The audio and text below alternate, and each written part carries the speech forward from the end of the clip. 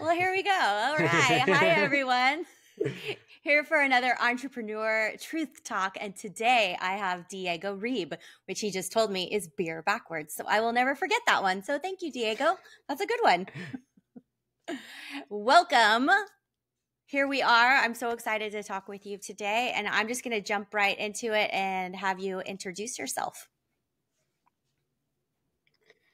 Yeah, sure. I see there's a little bit of lag, so hopefully we're on the same page right now. But yeah, like you said, my name is Diego, and I've been blessed to know Lisa for a few years now. So I'm glad to be on here as well. But yeah, the short summary about me is full-time grant manager at a nonprofit, full-time dad, of course.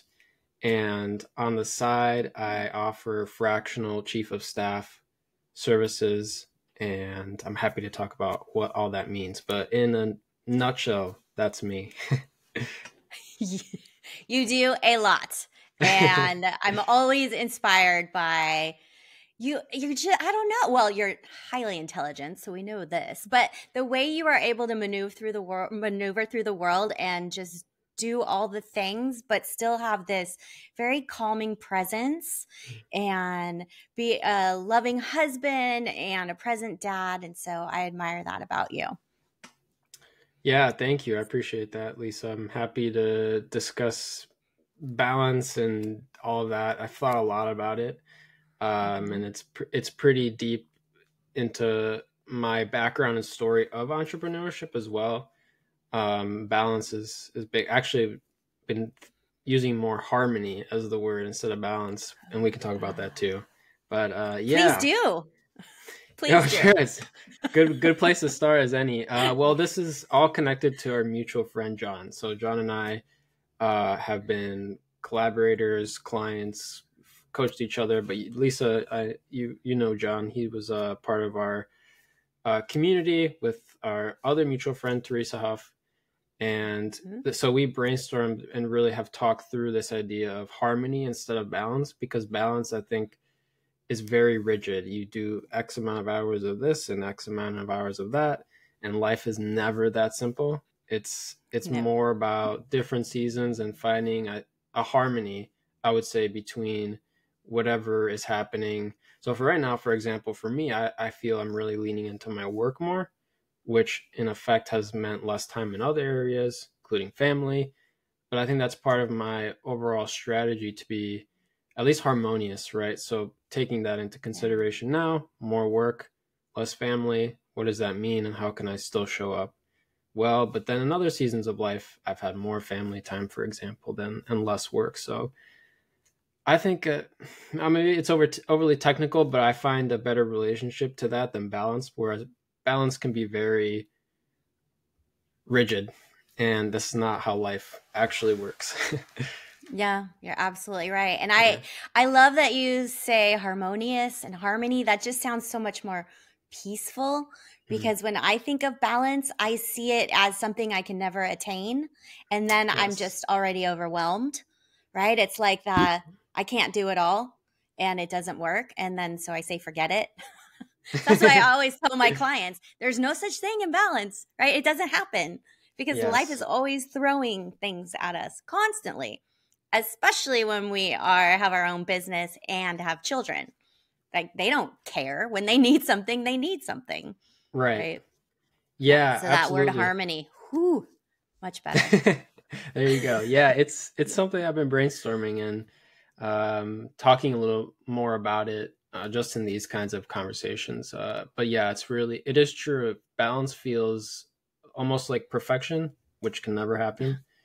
And Yes. harmony, I think, is more in alignment with how we actually live and how we operate as humans, which is very dynamic and not necessarily okay. I'm going to do X amount of hours here and X, because that's what balance sounds like. It's like do your 8 hours here and your other 8 hours. That's not how life works. And if you Right. actually lean into the disruption a little bit of that, I think you can find better strategies to actually achieve what you want to, which is rest and all that stuff. So, yeah, I think it's good to think outside the box a little bit when it comes to, well, I'm using harmony, but balance as well.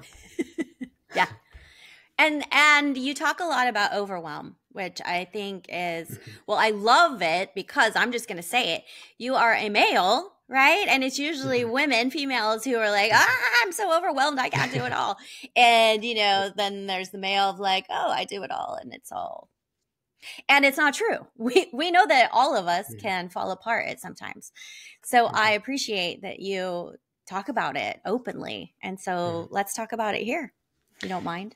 Absolutely. Yeah, this is a topic pretty near and dear to my heart, and it is true. I think as men, it is harder to talk about overwhelm because of many reasons, whether it's how you grew up or society, or just there are many factors that make it hard to talk about just, hey, I'm struggling or I feel overwhelmed or whatever that specific issue is. But for me, I like to say I really have no choice but to think about it because of just issues I've had in the past with my health, mental health. Mhm. It put me in a place where, honestly, Lisa, it was literally like either I think about this or it's going to be burnout all over the place. And that's really where it started for me, where I was probably very much in alignment with I'm cool, I'm fine, I'm handling it.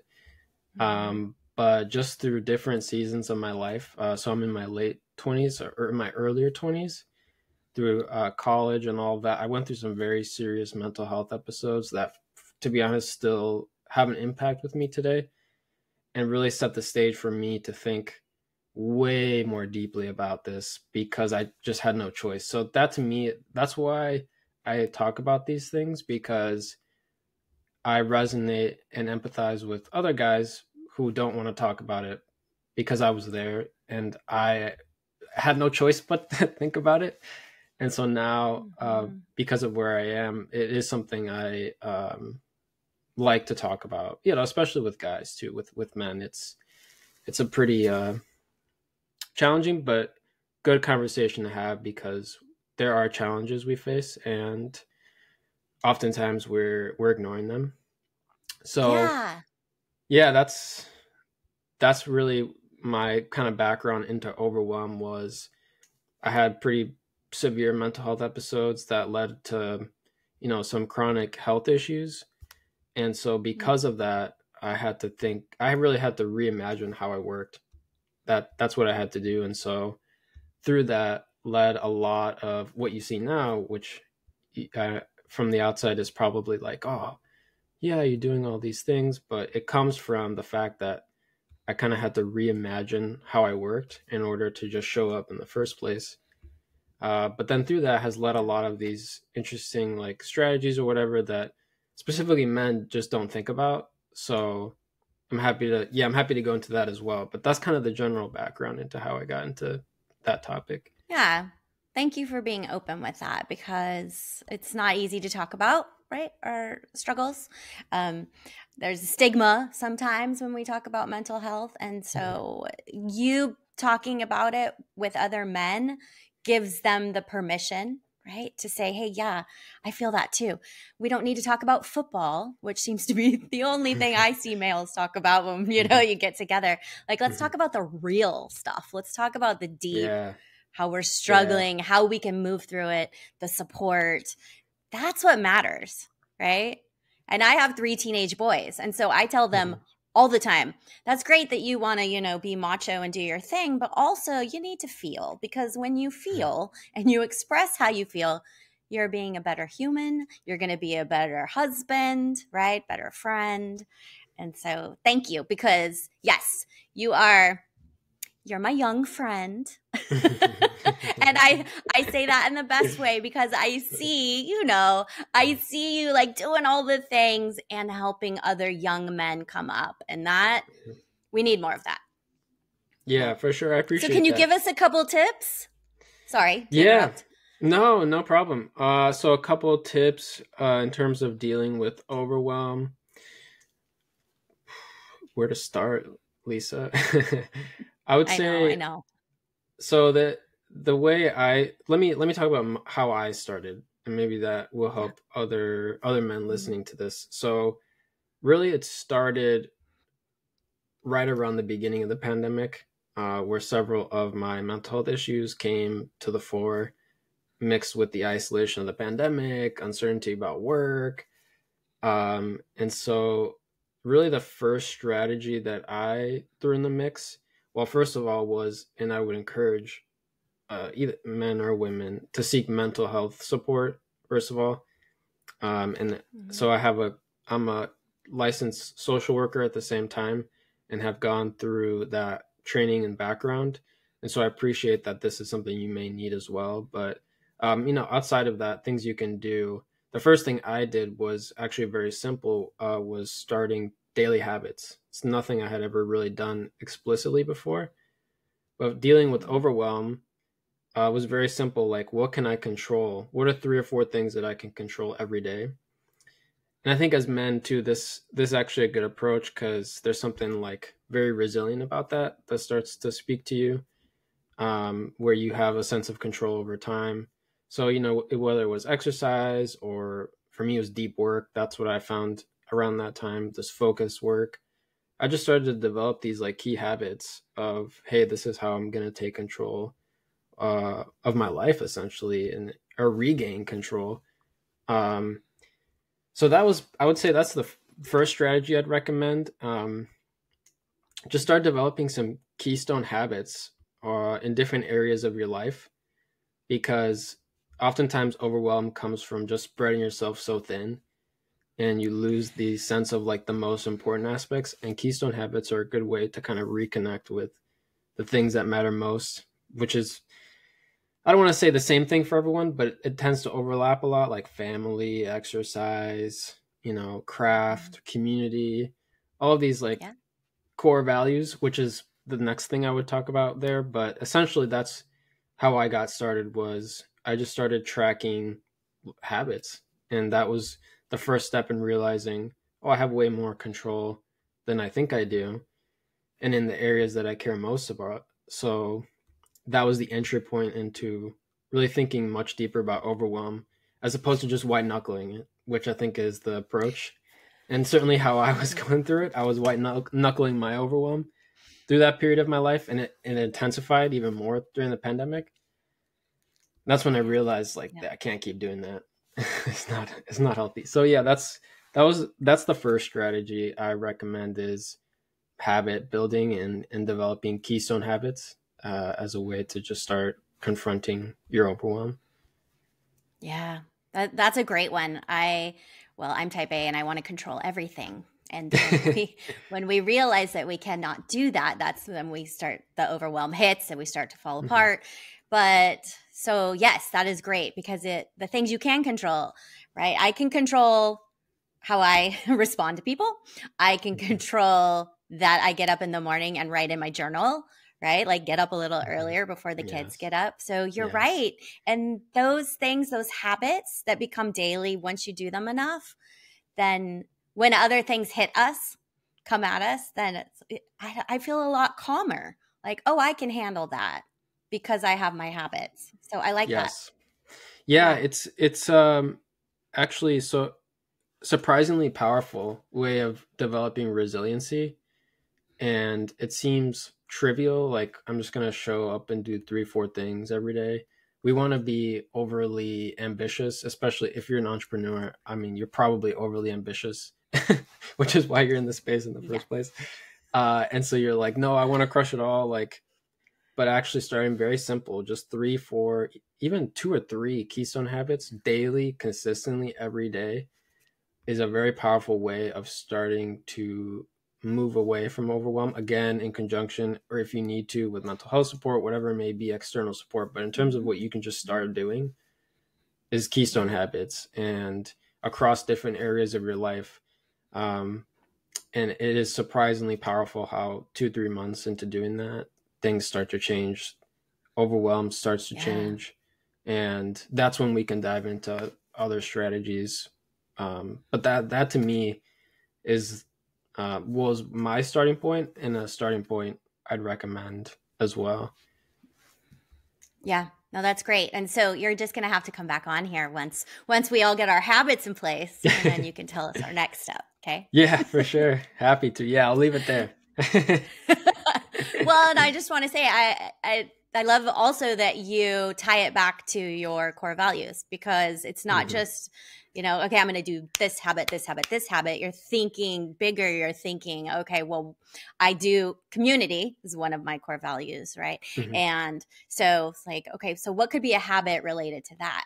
And I haven't thought of it that way before. So I like that. Yeah, And I can yeah. apply, right? Yeah. So that's good.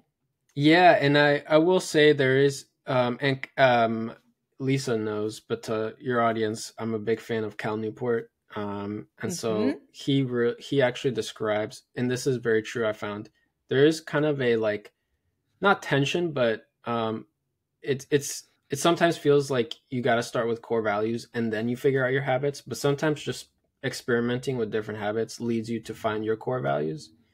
And so when I started with Oh. this, I didn't have any core values, but through my habit, like tracking, I started to realize what I cared about. And then I got clear about my core values. And not necessarily you have to follow that path, but I think um, we can start from the abstract to the practical, but sometimes it's helpful to start in the practical and work your way backwards. And so that's where Yeah. I encourage that, like, experimentation with keystone habits as a way to figure out what you actually care about, because if I had started with my core values, it may have been a little overwhelming, but I got a lot of clarity just from doing the keystone habits. And actually I recommend even just doing both, like kind of at the same time, as a way to figure out what you actually care about. But Yeah. that's a little caveat there, because I have seen, and even in some of the coaching I've done, I really want to start with core values, but actually sometimes there's so much overwhelm. Keystone habits is just a quick way to get going. Yes. I like that shift, because I do that work with my clients as well, the core values, but that can be overwhelming if you don't even know, well, what does that Yeah. mean and what does that look like? And then they're going, I don't want to do that. So then you've already like, cut it off. So just to Mhm. watch and track what you do and what matters, and then the core values kind of come bubbling up. Yes. Yeah. Yeah, that has been I my like that. experience. Yeah. Nice. Yeah. So I'm going to, in the show notes, I'm going to drop a core value template so that people can kind of, well, along Please. with your work. Yeah. And Cal Newton, because I know you're a big fan of his. And yeah, Yeah. and I've read a little bit, not like you. You're like the expert, which is super cool, because now you are putting that in what you offer, right? With the deep work and the time and the productivity. And so that's really cool. Mhm. Yeah. And so And speaking of your work, oh, mhm. sorry, go ahead. That was my segue. Go ahead, take it away. Oh, yeah. No, I want to hear about this. I wrote it down. Fractional chief of staff. Yeah. I like So, that. and actually, Cal Newport again is so influential in me even showing up in this service or package, because so much of his thinking and practical advice is tied up in this package. And he just has such a robust, like, work. I don't even know how to describe it. I've just learned so much from him. And really, in many Mhm. ways, talking to other people, working with entrepreneurs, being an entrepreneur myself, so much of his thinking I realized was like missing in these conversations. And so it was to the point where I'm like, I'm just going to basically put this in one package, all the work I've done in the past as a Mhm. fractional chief of staff, and get into the weeds of somebody's business and really help them grow. And that is really what the fractional chief of staff is. It's like three levels. That's how I'm talking about it. It's at the strategic level. I help founders specifically work through long-term planning, like KPIs, all of that great long-term, even short-term strategic planning.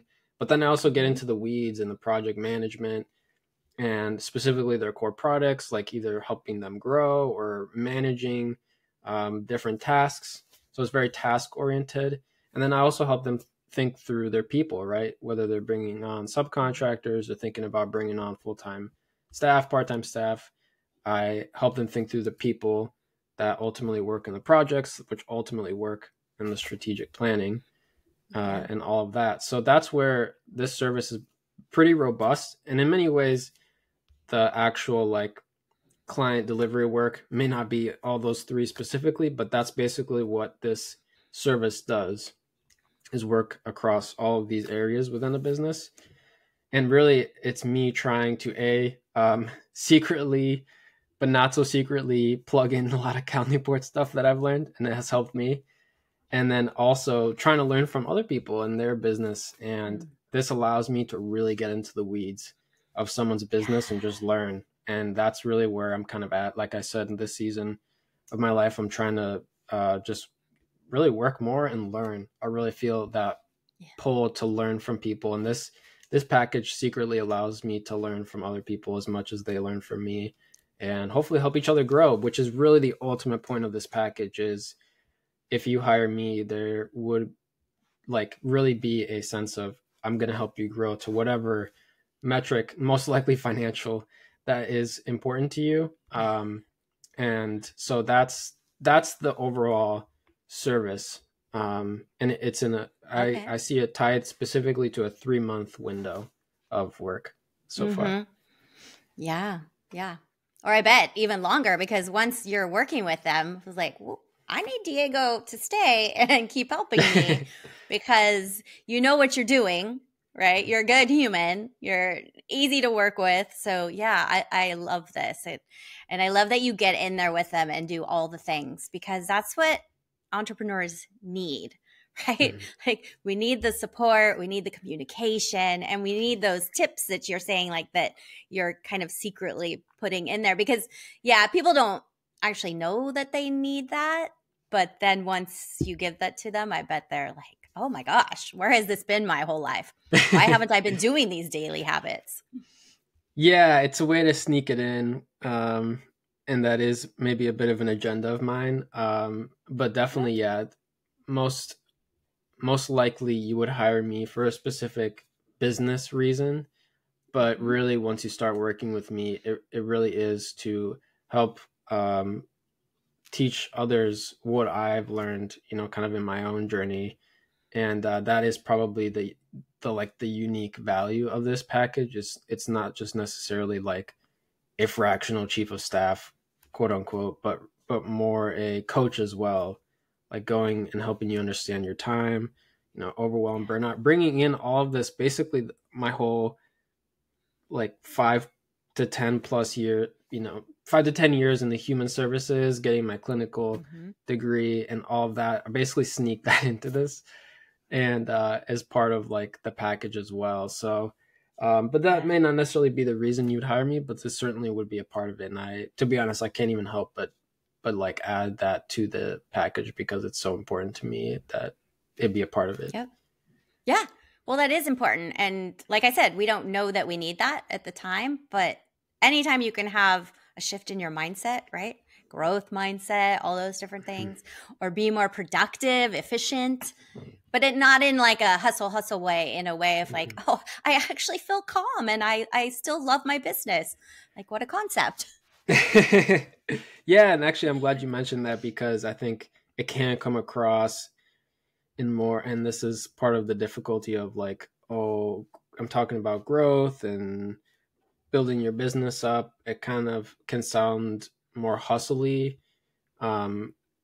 whereas really that's not, if you start to know me and what I'm up to, that would definitely not be the vibe. And it's more of just again, these concepts of overwhelm and harmony, really integrating that as part of the approach, and less about, of course, building your business and growing, and growth is a huge part of this and why I'm doing it too. But it's really more about this other side of work that is definitely not in alignment with like, let's just make more money and that sort of culture of work. Right. And your vibe, you've never given off that vibe of like, get in there and kick butt. No. You're like, okay, yes, this is where we want to go, but we can do it in a different way. And so, it's refreshing, honestly. So how can people find you, work with you? Because I really feel that like this, right? When they hear you talk and they get to know you, and it's that know, like, trust factor, and you're just the way that you write and you speak, like you got it going on, Diego. You, like I said at the beginning, you are highly intelligent. And so I love that you are putting this into your offer, but not in like a look at me way, not in an ego way at all. So yeah, how can people read more, learn more about you? Yeah, thank you. I appreciate your kind words there. Really, actually, we come at this conversation is happening at an interesting time because so I have my full-time job, right, alongside Mm-hmm. what you would call this a side hustle, whatever. Basically, this is another side of my work, and so as I've basically tried to grow this service in the past couple of months, it's been good actually. I've had a lot of success landing some clients. So it's really to the point I can't even take on any more work. I really would be going against my own principles. So really at this time, if you're interested in working with me, definitely reach out on LinkedIn if that package is an interest. But more, I'm just trying to have curiosity conversations or connect with people, and again, just trying to learn from entrepreneurs in different industry sectors, and how maybe I can add value right now. But yeah, this it's an interesting point because I can't take on more clients. Thankfully, it's been that's a good thing. But at the same time, Yeah. It's an interesting point of growth for me that I'm trying to balance, and as well as like the newsletter and podcast. I totally had a vision for doing that consistently, but because of Mm-hmm. kind of the growth, it's on the back burner, and so I'm just trying to again apply my own principles to myself. And so the best way to just get to the point, reach out to me on LinkedIn. I'm very active there and respond to messages, and I also will link my Calendly. You can schedule just a 30-minute conversation, and I'm very open to just talking about all the topics we discussed today, the package. But this time I'm not actively taking on clients, but definitely in the future that is something I'm interested in doing. Just Yeah. connect with me. Yeah, just have these conversations that you and I are having. They don't have to be over a podcast or recorded. I'm happy to just chat, and hopefully we can help each other out. Yep. That sounds great. Yes, and we will put your Calendly link in the show notes. And that is a good problem to have, Diego. Can't take on new clients, but you never know, right? As you Yeah, grow, right? absolutely. And Yep. that's another interesting topic too, this tension between again like growth versus trying not to stretch yourself. And I'm doing this basically on the side. So yeah, it's absolutely a problem I welcome, and I'm sure other people welcome it too. But just trying to think strategically and grow at my own pace, which I encourage other Yeah. people as well. It's And not keep your just about core making more money. values at the forefront, Yes, right? absolutely. Yeah. So not growth for growth's sake, Yes. but being very Yeah. strategic. That's a big part of how I live and try and impart on those I work with. So I'm trying to, yeah, it's an interesting season because I'm facing this tension in my life as well, and trying to, yeah, exactly, be in alignment with my core values Mm-hmm. while also leaning Yeah. into the growth. So I'm sure others, it's a problem we all want. Yeah. Because that means things are going well, but it's also again it is a problem and something to kind of think through. But yeah, just please, I welcome chatting, and whether it's asynchronously or synchronously. Again, I'm just trying to learn from others, and I welcome, yeah, conversation or Yes. message. Yeah, that's where I'm at right now. Wonderful. Yeah, we're both lifelong learners, and that's, I don't know. I mean, people used to think I was a geek because I love to learn and read, but so what? Look at us now. Yeah, there you go. So what?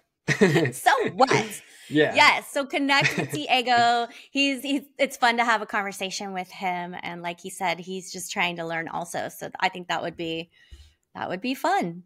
Yes. And so thank you, Diego, for being here. You're a gem. And I just spaced out. I was going to say, oh, habits. Yeah. So I'll leave you with that. Think about, right, a couple habits that you can start incorporating into your day, be it the morning, before bed, whatever it is, and see how that works for you. And then, right, see what kind of the core values and what matters most. I think that's a great Absolutely. way to leave this. Yeah. Yeah, thank you, So Lisa, we for will having me as well. be, yeah, we're going to do it again because I know you have a lot more to say about productivity and all the things. So thank you all Oh, for yeah. being here. Be sure to subscribe to watch other Entrepreneur Truth Talks and have a great day.